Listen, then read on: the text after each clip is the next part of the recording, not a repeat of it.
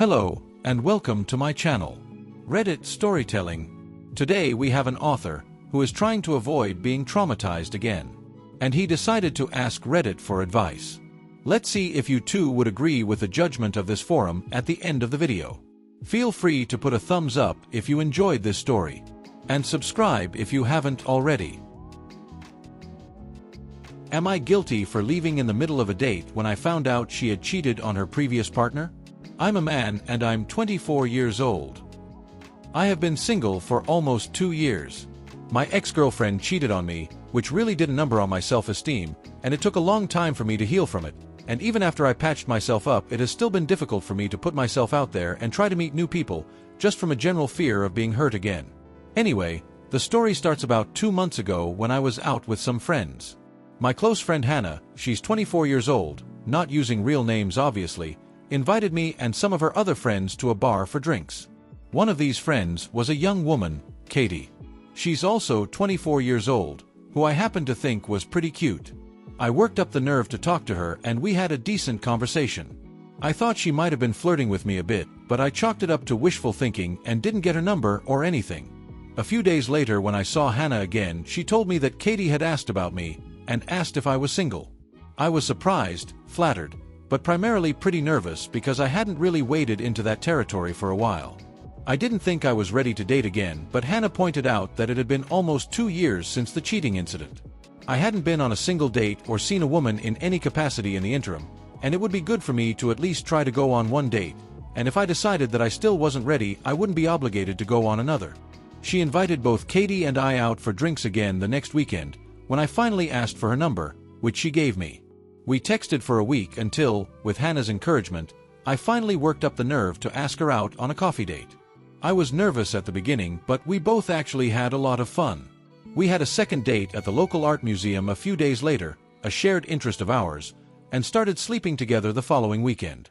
This continued for another 3 weeks, which I really enjoyed.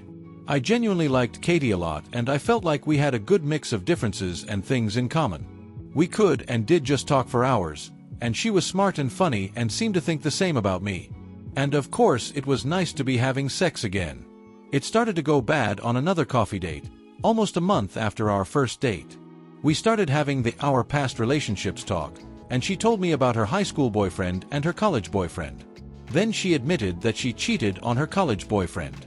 It was at this point that I stood up, told her that I didn't think it was going to work out between us, and left. I didn't mean for it to happen so abruptly, but I went into some kind of fight or flight mode and sort of panicked. I was really taken aback at the fact that this girl who I really liked and had been spending so much quality time with was a cheater like my ex. Anyway, she told Hannah about it, who is now pissed at me. She told me that cheating was the biggest regret of Katie's life and that she has worked really hard on herself since then, that I was punishing her for mistakes she made when she was 21 that she already beats herself up over, that I was projecting my spite from my ex onto Katie, and that I was self-sabotaging like I always do, in general and accurate criticism to be honest, and using the excuse of my ex's infidelity to ruin a perfectly good thing for no reason. Katie was apparently really upset afterwards, and Hannah said she went into a shame spiral. I guess I made her feel like she'll be alone forever because nobody will ever be able to look past the mistakes she made when she was younger. I haven't talked to her since I left the date, so all I know is what Hannah told me, which might be a little embellished to make me feel bad. Or not, who knows? So, am I guilty? I don't know because all the things Hannah said to me pretty much hit home. I want to believe that people can change, and I liked Katie a lot. She seemed like a genuinely good person, but then again, so did my ex. Maybe I was in some way punishing her for a mistake she made in the past, or worse, punishing her for what my ex did in the past. And I do self-sabotage pretty often. I didn't mean to make Katie feel bad, but she did cheat, didn't she? And, in fairness, I never told Katie that I had been cheated on in my last relationship. I withheld that info because it's a painful topic for me and I'm ashamed to have that event on my dating record. I know it's not my fault and it's a reflection of my ex's character and not mine. But I just wasn't eager to bring it up with a new partner, especially not one that I liked so much. At least she was honest about her past, which is more than I can say about myself. Point is that I didn't offer much of an explanation as to why I left so quickly. I just know that I wouldn't be able to be in a relationship with a cheater because I'd have constant anxiety that I would get cheated on again, which I don't think I would be able to psychologically handle. Maybe that's an indicator that I was right in the beginning when I thought that I was not yet ready to date. I don't really know. Help me out here. And now let's listen to what the community has to say about this situation. A comment from Afadakosa. I don't know who said this, but trauma creates sharp edges. The trick is to find someone whose edges fit yours. By that, I mean find someone whose trauma does not trigger your trauma. Katie deserves someone who can look past her shame, and you deserve someone who won't trigger your pain. Good luck. A comment from Dubsam 2023. This is beautifully said. I'm going to steal that. Thanks. A comment from MBT Omega. I hear you, but I don't really think it's fair to compare their experiences.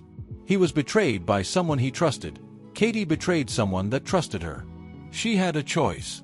I definitely agree that they aren't right for each other, but Katie may not be ready for any monogamous relationship.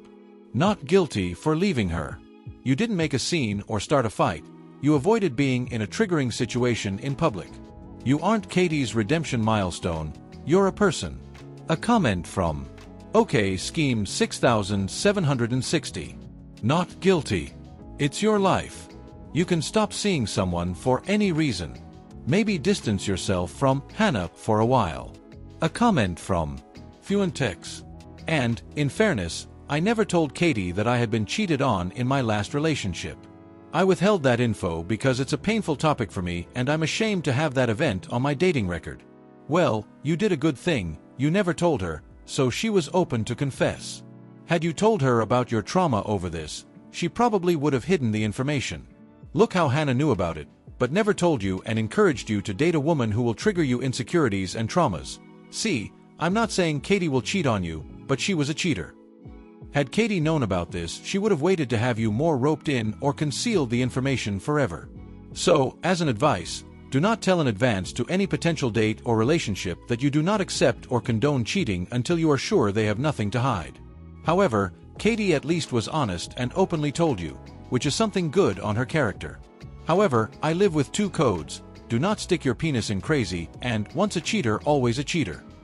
These are not absolute and infallible scenarios, but true in the majority of cases. There are always exceptions.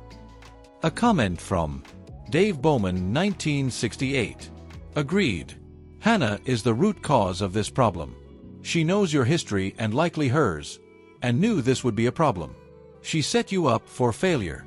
Either you get hurt from finding out her past once you're in, or you stay with her and be uncomfortable because you're in. Either way, it comes at the cost of you. I've been cheated on. I will never spend 1 second in a relationship with anyone that I know has ever cheated on anyone for any reason whatsoever. People can change.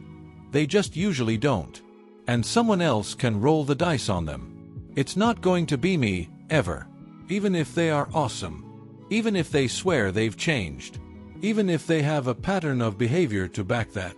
I simply do not care. Me not being with them doesn't inhibit their ability to learn from their mistakes.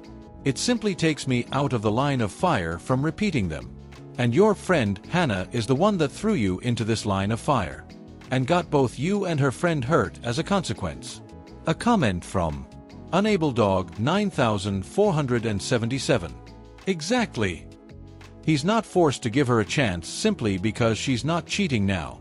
She can try her luck somewhere else. A comment from These Squash 8193. Not guilty. Hannah helped set you two up knowing that she cheated in the past, cause that's kind of messed up. She doesn't seem to have your best interest in mind. And a last comment for this video. Atompunk 2062. This 1000%. Hannah is more interested in promoting Katie's redemption arc than supporting your healing from emotional trauma. And Hannah's extremely bad judgment ended up hurting both you and Katie.